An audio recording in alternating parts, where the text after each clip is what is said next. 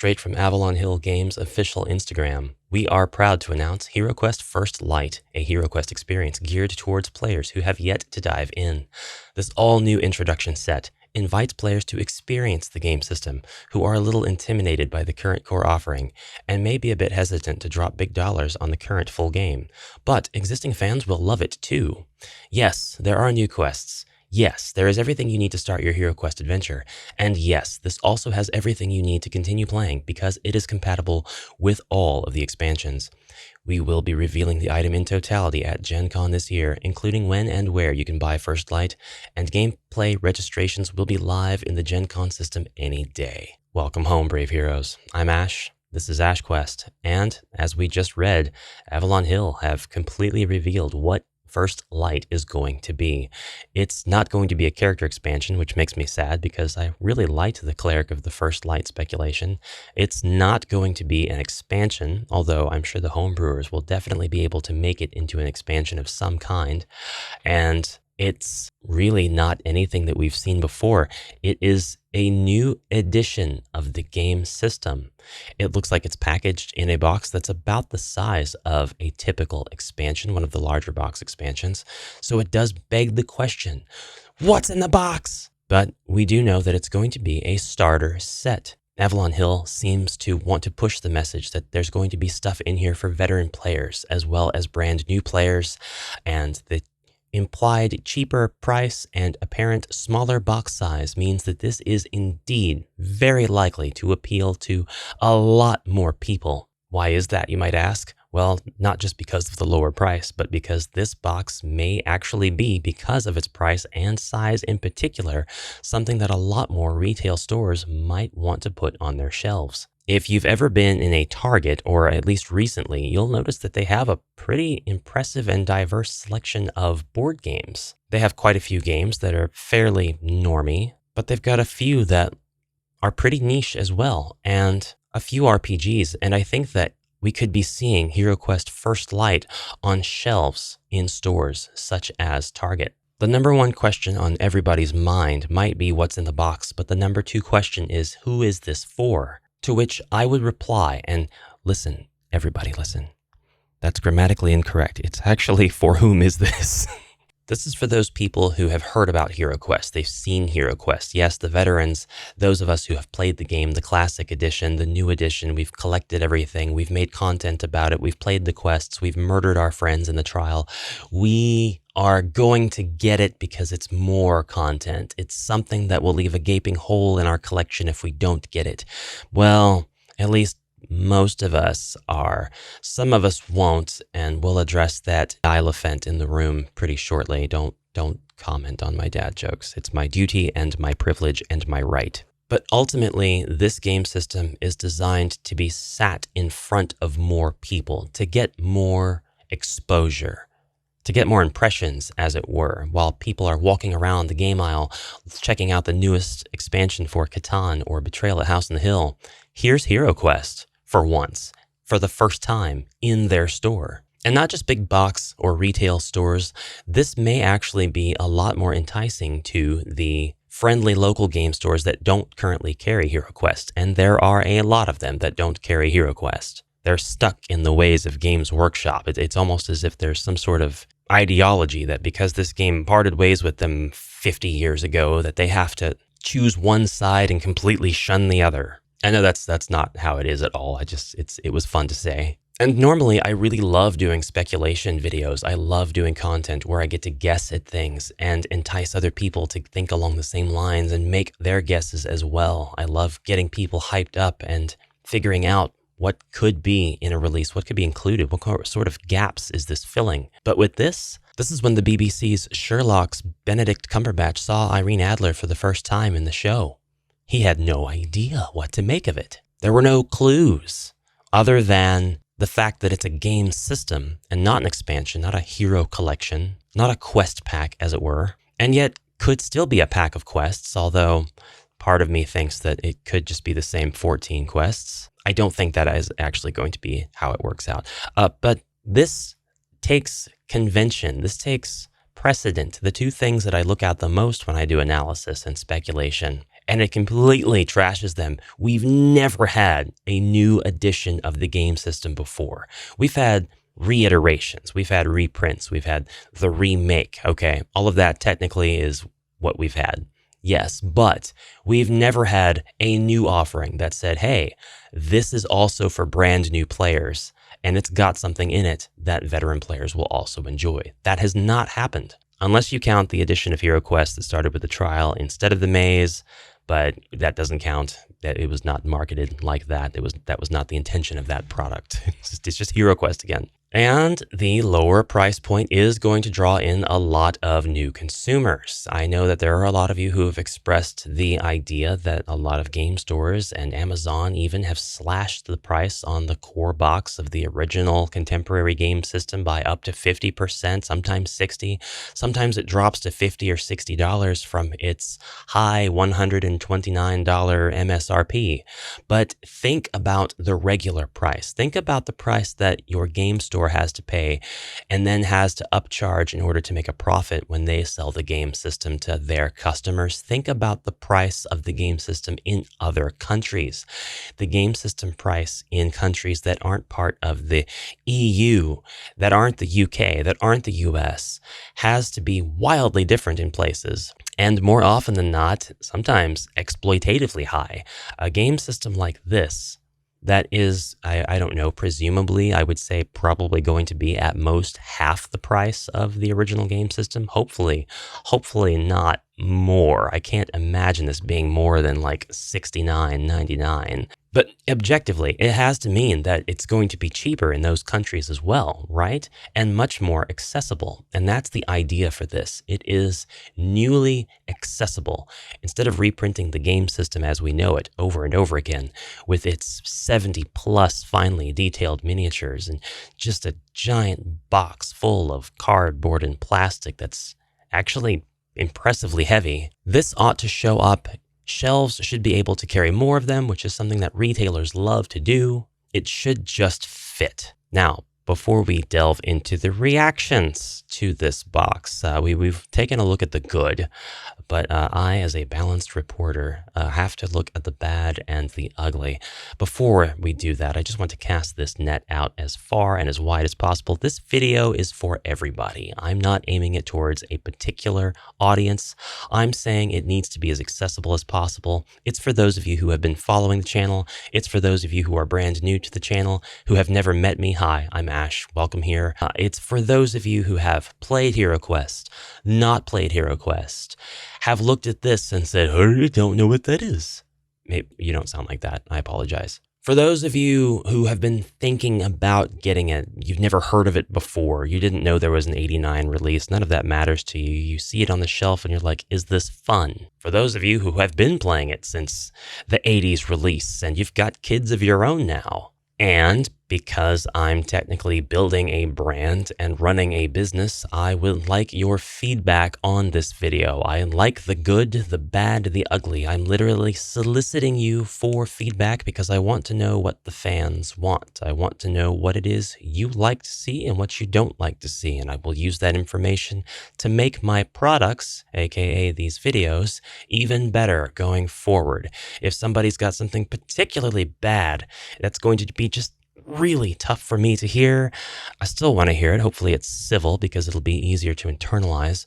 But bad feedback doesn't hurt. And I say all of that to say, let's take this exact same perspective when we look at the feedback given to HeroQuest First Light and Avalon Hill's newest original product. Avalon Hill has been a bit of a bumpy road, mostly smooth sailing. Boats don't go on roads, but I guess that's why it would be bumpy. Maybe it was a boat on a road. They've been around for a long time, at least since the 60s, as far as I'm aware. And when they acquired the HeroQuest IP, or at least when Hasbro did from whoever the last company that had it was, I thought it was technically Chaosium. But anyways, they decided to bring it back. And they did so because Avalon Hill was full of people who loved this game. They probably had a personal agenda to make sure that this came back in full force so that players would be able to newly access all of this content I am a long-time HeroQuest enjoyer, but as a kid, I had the game system secondhand. It was in great condition. It even came with a little flyer that introduced Keller's Keep and Return of the Witch Lord, and I had no idea until about 2016, 2017, when I got a wild hair to search the internet for HeroQuest, found the old inn, and saw that there were actually 4 expansions that I had no idea existed. It blew my mind, and it was immediately nostalgic because when I was playing HeroQuest, I was very much into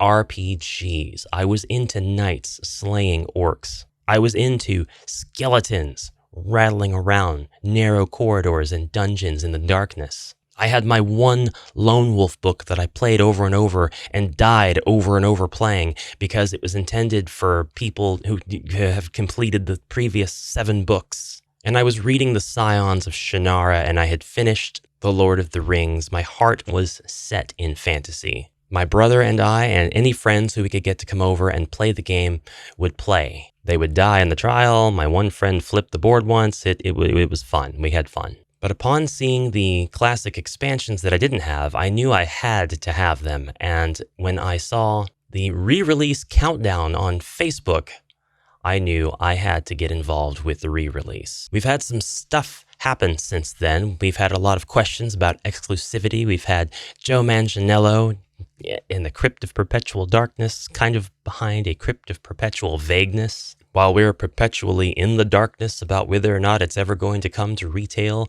we've had the commander of the Guardian Knights get sold out and then never return. We've had a lot of transparency from members of Avalon Hill across various social medias, including Discord, where we appreciated their candor, something that we didn't get from anybody else. There were no companies with representatives who were cool enough to come out and hang out with the players and talk shop with them. Not companies like Avalon Hill, anyway. We questioned Rise of the Dread Moon, and we questioned Jungles of Delthrak. Who is this for? Is this going to be any good? Is this where they finally slip up? Is this going to be trash?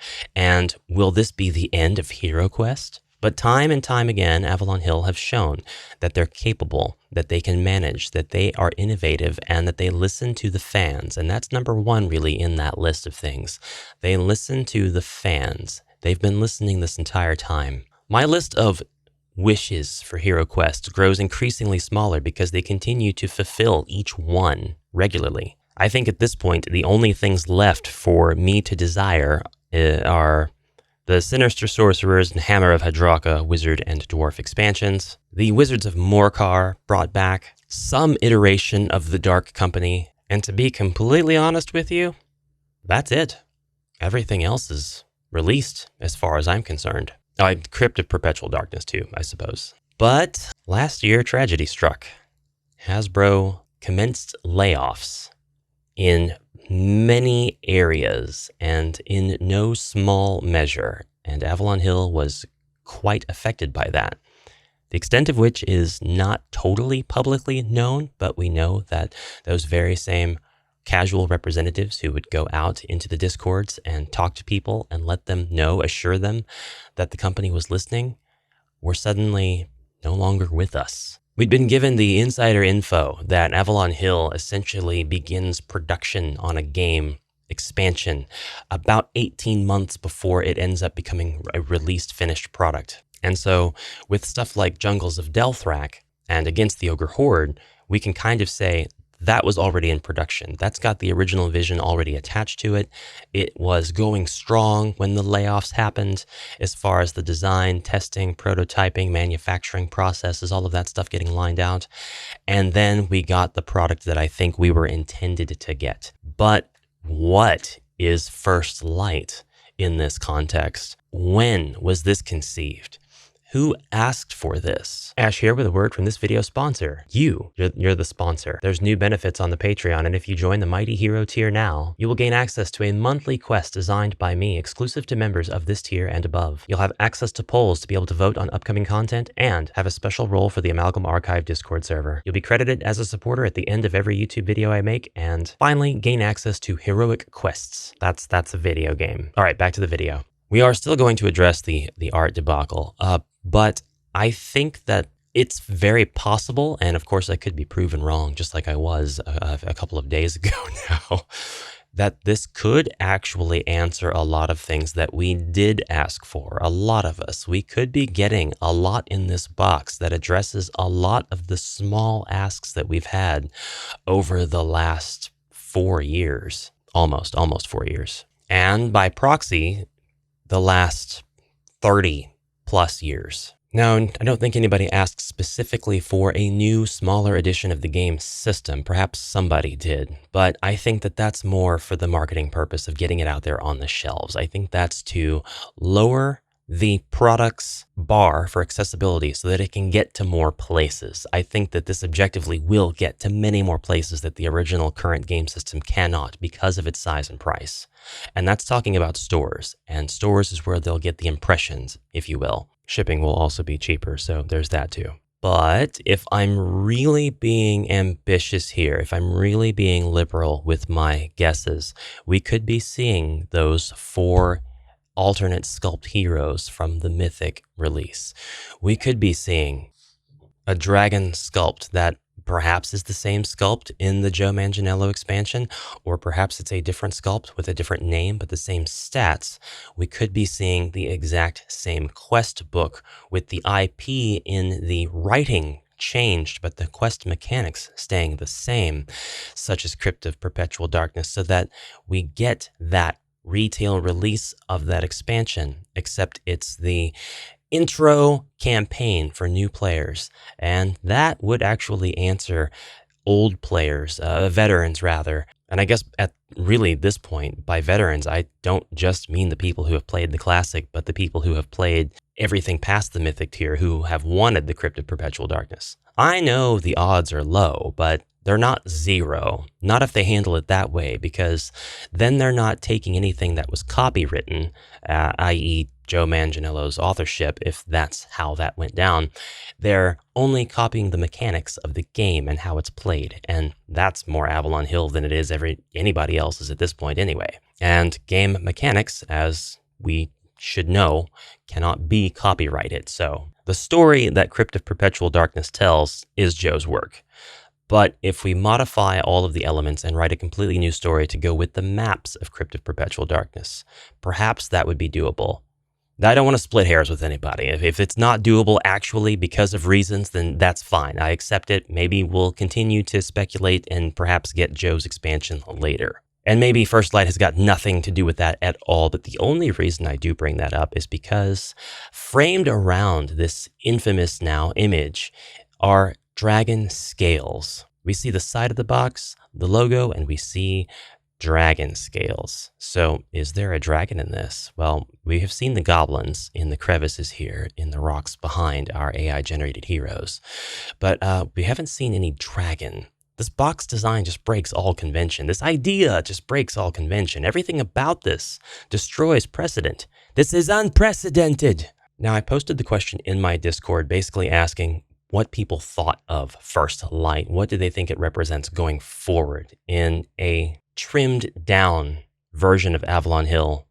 What does HeroQuest look like going forward? Is this more of a corporation move? Is this more of a Hasbro product than it is an Avalon Hill product? Is this going to lack the soul that our previous expansions have had? Is this going to not reflect the blood, sweat, and tears of those game designers who worked tirelessly on Jungles of Delthrak and on Rise of the Dreadmoon? That answer is objectively out there, but we don't know it, not unless Avalon Hill come out in their entirety and say, yeah, no, this was worked on by Sam, Mark, Bob, and Sheila, and so were these quests, and so is this. That would be really, really cool. Chances of that happening are not zero, but they're not high at all. And we'll go over the BWODECAST question another time, but suffice it to say, there has been a lot of feedback about the AI-generated art. And there's been a little bit of debate on whether or not it's AI generated. You're free to disagree with me. Absolutely 100%. I don't think any less of anybody who does so.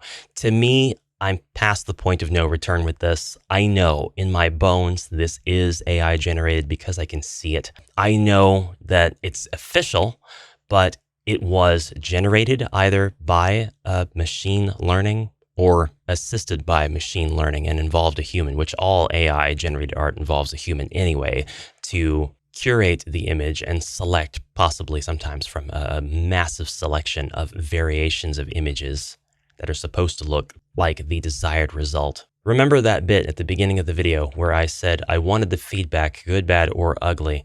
It is very important, in my opinion, that those of you who feel any kind of way about the AI generative art here, and we can identify it as such. We don't need a degree to do so. We don't even really need a lot of experience in using AI image generating programs to be able to identify it. The tells are there, but very, very important that those of you who feel any kind of way about this are honest about your feelings and communicate them to the developer. That allows them to have this data, this information that people are or are not pleased with this presentation.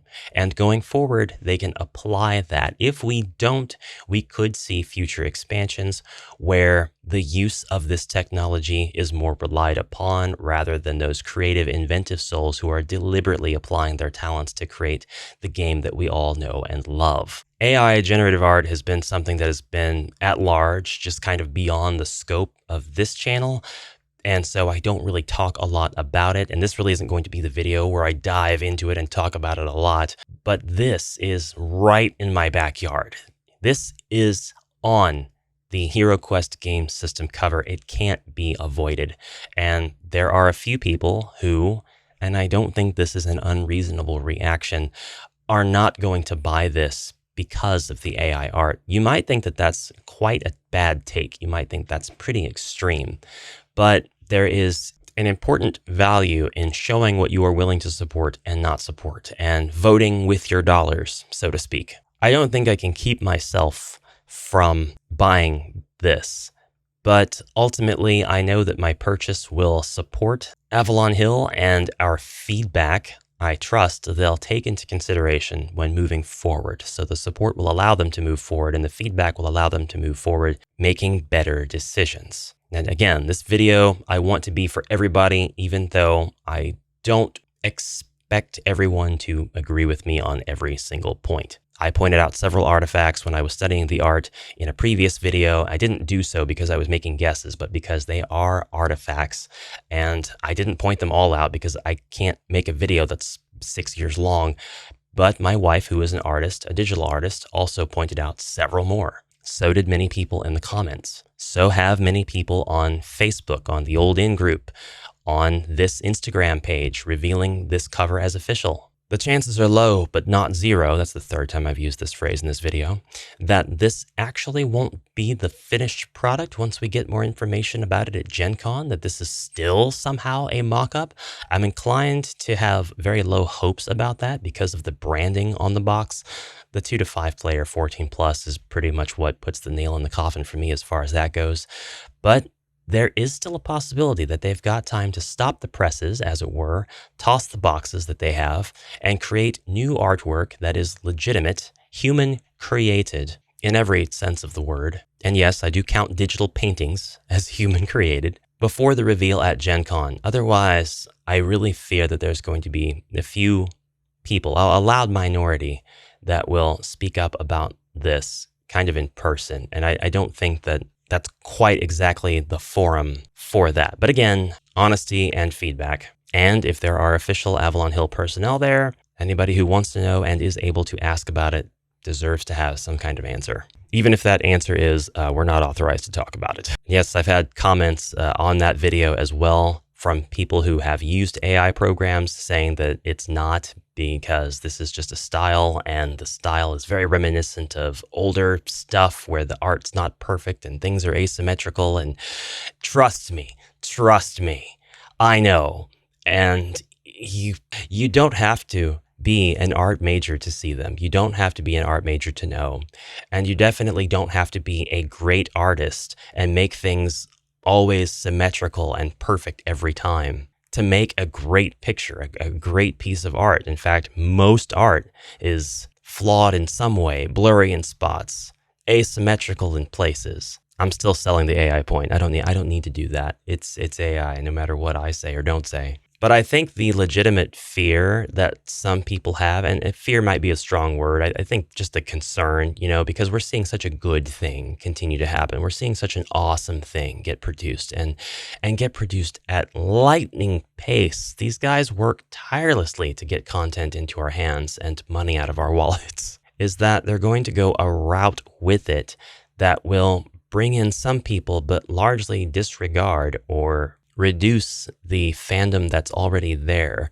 And I don't know if it's because the fandom that's already there isn't giving them enough money or enough exposure or enough attention, or if this is just, it's a business decision and it's not going to take anything away from anything. It's just going to happen and they're going to continue on their path regardless. In which case, all of this is just rhetoric and it's just pointless. It's not going to be evergreen. Next year, it'll be completely irrelevant. But the concern in the backs of some folks' minds, particularly those that don't want to buy this because they don't want to support AI art being used on the covers of their game boxes, especially without full disclosure, is that this could scale upwards. We could see more AI generative art pieces, not just on the cover of the box, but also on the cover of it's pretty inevitable this is going to be the same image that's on the Quest book also. So the Quest book is going to be marred by this image. But if those people know how to use AI generative art for this context, then perhaps they'll use it for card art as well. And the card art has a pretty different style than the cover of the box, whether we're talking about classic HeroQuest or contemporary HeroQuest. So to see that also be marred by AI artifacts would be very sad for a lot of folks, myself included. And AI is quite capable of producing much more than just art pieces that are cobbled together from thousands of artists who didn't give their consent to have their art digitally copied. It can also put together descriptions. It can put together characters. It can put together quests. And if an AI is being used to produce content for the game in the form of quest descriptions and mechanics and story intros and outros and item descriptions and effects and new artifacts and new armor, we lose the soul of HeroQuest entirely. It's boiled down to here's what a machine predicts you want to see. And I think that is the extreme. Again, possibility of that probably being pretty low. But if this is a stepping stone of what is to come, then not zero. So that's why I think it's important if the AI art matters to you, and it won't matter to everybody, but if it does matter to you, and it will matter to a loud minority, if not the majority of people to whom this product is aimed, then please be honest about it, be direct about it, be civil about it if you can, because it's business feedback. The company needs to know what your thoughts on this are. And if they're in a position where they can't talk about it because it's not entirely their call, the information that we give them, the feedback we give them about this and us not wanting to see stuff cobbled together like this is something they can legitimately use, show to those who make those calls, who are in charge over the art direction and over other things. Because, if enough people turn a blind eye to AI generative art on the box cover, then the company will say, well, that's great. We saved money by doing it that way. We can continue to save money in other areas. And then that extreme scenario that I detailed begins to feel a lot closer. I don't want that to happen to HeroQuest. I would rather win the lottery and buy it from Hasbro and redo everything in a grand new edition myself. But the chances of that, I think I'm done. So Brave Heroes, we'll go over the BWODECAST Q&A. It's got a slightly different tone than this video. I just wanted to say I was completely wrong about what I thought First Light would be. I was completely wrong about what I thought this image ended up being. And I'm pretty flabbergasted. My jaw hit the floor. I won't lie. But it is very humbling to be wrong about stuff. And, it's totally fine. We'll gear up and try to hit all the nails on the heads as far as what's going to come with this going forward. I can say that since it is advertised to be compatible with all of the current expansions, that means it has to have a version of the quest map. And when I say that this might actually answer a lot of the asks that we as the community have had for the last 4 years or the last 34 years, it may come with modular sections of the board. There could be a lot of good stuff that comes with this. Modular sections of the classic board that allow us to arrange them into the board instead of that 6-part fold out, that diabolical road atlas map style of board game unfolding that I can't stand, but I gotta live with because that's how you get a big board into a small box anymore. But maybe modular board, and maybe standees. I'm not looking forward to that. They won't mesh really that well with the other components, so I'm hoping that that's not the case, hoping there's not a lot of standees. I could definitely see there being tokens used to represent different enemies and NPCs, because we have been seeing that roll out from Rise of the Dreadmoon, even before that, with characters like the Miner and the Princess from the Elf expansion. That's precedent. But then again, they could completely destroy it and give us acrylic. We'll see. And we'll definitely be reporting on the Gen Con reveal when that comes about. That's all the time I have for this. Thank you so much for watching. Please consider subscribing, checking out some more videos, seeing if this channel is your cup of tea, and I'll see you in the next one. Whether you do continue to watch or not, I hope you have a fantastic rest of your day, and bye for now.